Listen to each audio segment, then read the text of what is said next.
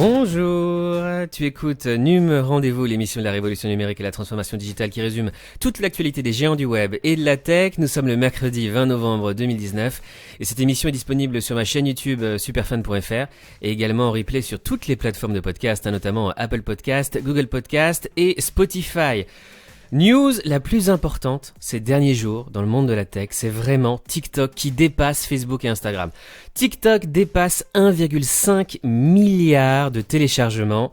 Facebook et Instagram menacés, ça fait depuis plusieurs mois que je vous parle de TikTok évidemment et je vous dis à chaque fois que pour Facebook, pour Mark Zuckerberg et pour les employés de Facebook, TikTok est vraiment la menace numéro 1, le concurrent numéro 1. Ils s'inquiètent plus de TikTok comme concurrent mondial que Snapchat.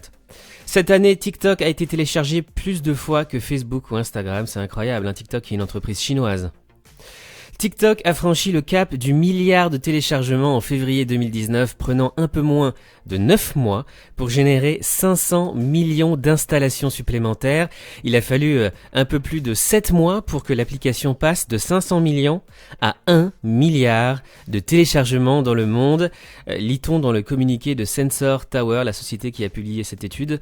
Le marché numéro 1 de TikTok n'est pas les États-Unis, mais l'Inde, où l'application aurait été téléchargée 466,8 millions de fois. En Chine, TikTok aurait été prisé 173,2 millions de fois contre 123,8 millions de fois aux USA. TikTok qui cartonne aussi en Europe et en France notamment, hein. Une menace pour les applications de Facebook. Actuellement, TikTok est la 3e application non gaming la plus téléchargée au monde, la 3e application non gaming la plus téléchargée au monde, c'est incroyable, juste derrière WhatsApp et Messenger qui appartiennent à Facebook, mais devant Facebook et Instagram.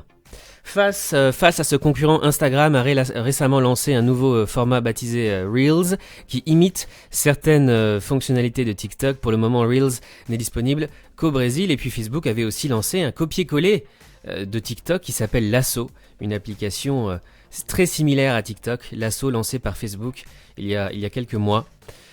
Pour rappel, lorsque Facebook et Instagram ont été menacés par Snapchat, ceux-ci ont adopté l'une des fonctionnalités les plus populaires de ce réseau social, les stories, et depuis Snapchat a du mal à concurrencer Instagram, hein, surtout auprès des jeunes. J'ai fait un sondage d'ailleurs auprès de mes étudiants en transformation digitale. Et je leur ai demandé quel était leur réseau social préféré et franchement ils ont tous répondu Instagram haut la main. Il y a quelques années c'était Snapchat et aujourd'hui c'est vraiment Instagram pour tous les jeunes de mes cours qui participent à mes cours. Après évidemment il y a eu des différences selon le pays d'origine des étudiants. Par exemple en Corée certains m'ont dit Kakao ou Never. En Russie on m'a dit Telegram, etc. Mais pour ce qui est des étudiants occidentaux on va dire, surtout européens, eh bien, ils préfèrent largement Instagram à Snapchat aujourd'hui. TikTok, le nouvel Eldorado des marques pour les 16-24 ans.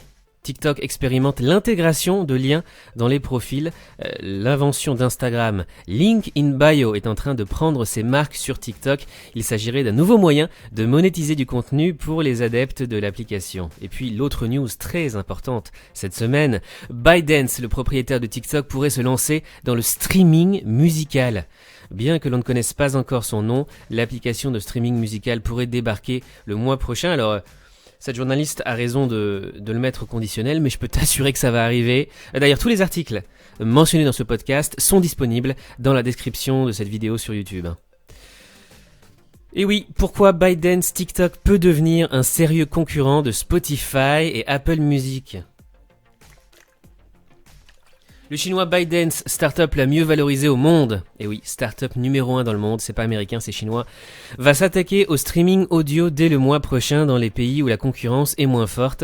Mais grâce au succès mondial de son application TikTok, elle dispose d'une arme sans égale pour se frayer un chemin sur ce marché saturé.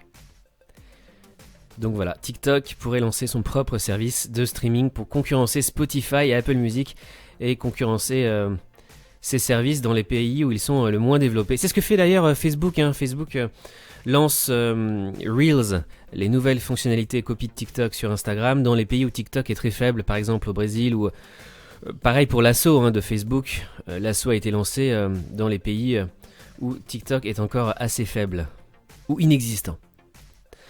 Quel est le futur des médias sociaux ? C'est un article très intéressant de My Digital Week.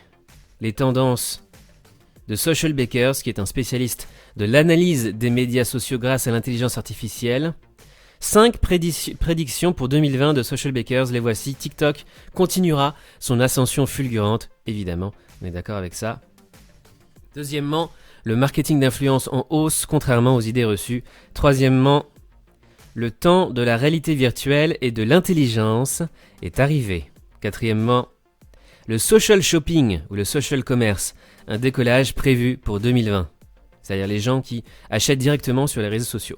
Ils vont plus sur Amazon par exemple pour acheter des produits. Et cinquièmement, la bataille des dépenses publicitaires, Facebook contre Instagram. Qui de Facebook ou d'Instagram gagnera la bataille des dépenses publicitaires en 2020? Réponse Facebook, puisque la société est propriétaire de 2 plateformes évidemment. On va passer maintenant au reste de l'actualité. On va parler des GAFAM, Google, Apple, Facebook, Amazon, Microsoft. Et je vais te révéler un secret sur Facebook. Très peu de gens sont au courant. C'est passé assez inaperçu ces derniers jours et pourtant c'est très important.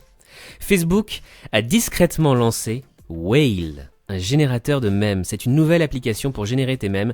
Facebook continue ses expérimentations et lance Whale, une app pour générer des mèmes. D'ailleurs, je t'invite à la tester, hein. Ça fait partie des nouvelles expérimentations de Facebook. Générateur de mèmes avec Whale. Voilà à quoi ça ressemble. Nouvelle faille de sécurité sur WhatsApp qui appartient à Facebook. Attention au fichier .mp4. Il est vivement conseillé de vérifier que son application soit bien à jour. Une nouvelle faille WhatsApp a été découverte. Mettez votre application à jour. Propriétaire de WhatsApp, Facebook a révélé une faille qui pourrait permettre à des utilisateurs malveillants d'exécuter du code à distance ou d'exfiltrer des conversations chiffrées. Pour vous en protéger, pensez bien à mettre votre application à jour. Google Stadia, une offre de jeux en streaming trop restrictive pour convaincre. Il y a plusieurs journalistes en France qui ont testé le service. Ça, c'est Le Monde qui nous le dit. Voilà leur avis. Test, compatibilité limitée, catalogue restreint, jeux onéreux, rendu perfectible. La plateforme de jeux en streaming offre une expérience prometteuse, mais encore balbutiante. La plupart des critiques disent que les jeux sont vieux et trop chers, pour l'instant. Le monopole Apple Pay sur iPhone bientôt révolu en Allemagne. Au travers d'une nouvelle loi, l'Allemagne tape du poing sur la table. Amazon lance une offre gratuite de streaming musical aux États-Unis et inquiète les investisseurs de Spotify. Autre news tech de la semaine, Line et Yahoo Japan fusionnent pour répondre à la concurrence chinoise et américaine. Line, c'est le WhatsApp asiatique. C'est un produit, une application qui est très populaire en Asie, notamment au Japon. Et Yahoo Japan, qui est aussi un moteur de recherche très populaire et un portail très populaire au Japon. Un des rares pays où Yahoo est encore très puissant. Les 2 entreprises du web japonais ont officialisé les rumeurs qui couraient depuis une semaine déjà. C'est vraiment l'alliance de 2 géants, hein. C'est officiel, depuis le lundi 18 novembre, Z Holding, filiale de SoftBank et le sud-coréen Naver, Naver c'est le Google coréen, ont annoncé la fusion de leurs 2 entreprises, respectivement Yahoo Japan et Line, la messagerie instantanée. La discussion entre les 2 groupes avait commencé en juin de cette année. Un géant du web nippon potentiellement valorisé à 30 milliards de dollars. Donc voilà un nouveau concurrent pour les GAFAM qui nous vient d'Asie aussi pour concurrencer les Chinois, hein, parce qu'en fait, ils ont surtout peur de l'arrivée des géants chinois, notamment dans le secteur du paiement mobile. Je crois qu'ils le disent dans cet article, voilà. L'un des enjeux principaux de la fusion concerne les services de paiement dématérialisés. Yahoo Japan avec PayPay et Line avec LinePay sont confrontés à l'arrivée des Chinois, Alipay d'Alibaba et WeChat Pay de WeChat. Le gouvernement japonais étant justement en train de mener une campagne contre l'argent liquide, c'est le moment ou jamais de se placer en leader de ce marché encore à conquérir. Naver d'ailleurs qui a ouvert un laboratoire de recherche sur l'intelligence artificielle en France. Snapchat vérifie les publicités politiques sur son réseau pour lutter contre la désinformation. Snapchat fact-checking obligatoire des publicités politiques, contrairement à Facebook. Mais sans doute que Snapchat n'est pas obligé d'en modérer autant que Facebook. Samsung voudrait s'inspirer d'Apple en misant sur les services pour faire face à la stagnation du marché des smartphones. Samsung pourrait s'inspirer d'Apple, essayer de miser sur le logiciel et sur les services. WT Social, le nouveau réseau social du fondateur de Wikipédia, compte déjà plus de 200 000 membres. Jimmy Wales compte se distinguer des réseaux sociaux actuels et lutter contre la désinformation. Donc en fait, c'est un nouveau réseau social qui t'espionne pas, sans cookies et surtout sans publicité, qui veut lutter contre les fake news. Au MIT, la voiture autonome apprend à repérer les mauvais conducteurs. Pour que la voiture autonome puisse évoluer en toute sécurité sur la route, le MIT, grande université scientifique américaine, s'appuie sur la psychologie sociale pour prédire le comportement des autres usagers. Le service de paiement Lydia ajoute de nouveaux services parallèles. Lydia compte sur ses partenariats pour vous faciliter la tâche dans vos démarches administratives. Un nouvel onglet, le marché, vous permet de gagner du temps. Une compagnie aérienne allemande invente la réservation via blockchain. La compagnie aérienne Han Air s'est associée à Winding Tree pour générer ses billets via la technologie de la blockchain. Reste que le chemin semble encore long pour voir la blockchain s'imposer sur ce terrain comme ailleurs d'ailleurs. On va passer maintenant à la Chine.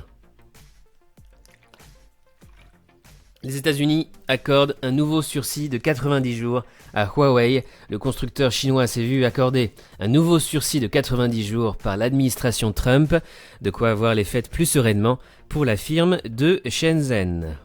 News France maintenant, finalement le compte nickel arrive en Espagne avant l'Italie. La première néobanque française arrivera dans les kiosques espagnols Once, là où on l'attendait dans un premier temps s'exporter en Italie. Marc Simoncini, le créateur de Mythique, lance Angel avec l'idée que le vélo électrique remplacera bientôt la voiture en ville. Marc Simoncini lance Angel, son smart bike pour réinventer la mobilité urbaine. Ce mardi 19 novembre, Marc Simoncini dévoilait Angel, son nouveau projet dédié à la mobilité. 3 ans après le lancement d'Héroïne, son vélo Formule 1, comme il le présente, il renouvelle l'expérience avec un engin plus grand public destiné au déplacement urbain. Le français Sculpteo, acheté par BASF, encore une pépite française qui malheureusement nous quitte pour être acheté par l'industriel allemand, le champion de l'impression 3D. Le prix d'acquisition n'a pas été communiqué. L'acteur allemand, avec cette acquisition, souhaite établir progressivement la fabrication additive, c'est-à-dire l'impression 3D, en tant que technologie de production industrielle en série.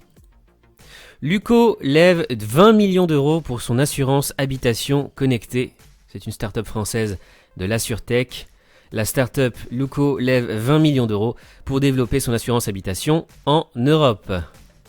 RH, 5 millions d'euros pour Snapshift et sa solution de gestion du personnel à distance. Et enfin, petit point culture geek pour Noël, Samsung lance un Galaxy Note 10 Plus en Star Wars Special Edition. Pour Noël, Samsung va proposer une édition limitée Star Wars de son Galaxy Note 10 Plus à l'occasion du nouveau film Star Wars 9, l'ascension de Skywalker. Voilà, les nouveaux Samsung, les nouveaux téléphones Samsung, édition Star Wars, édition limitée. Vers un crossover entre Marvel et DC Comics, James Gunn n'écarte pas l'idée de mélanger les deux univers. C'est quelque chose qui est souvent arrivé dans les comics, évidemment, mélanger les super-héros Marvel avec les super-héros DC, mais ce serait une première au cinéma. Et apparemment, James Gunn dit que ce serait possible de faire un crossover Marvel et DC. C'est tout pour aujourd'hui, merci d'avoir écouté Num Rendez-vous. On se retrouve, je pense, vendredi pour un nouveau numéro. D'ici là, tu peux me suivre sur les réseaux sociaux. NumRDV, mon compte en français sur Twitter, et TechRDV, mon compte en anglais pour des news mises à jour en temps réel, 24h sur 24. Je te souhaite une très très bonne journée. À bientôt, salut.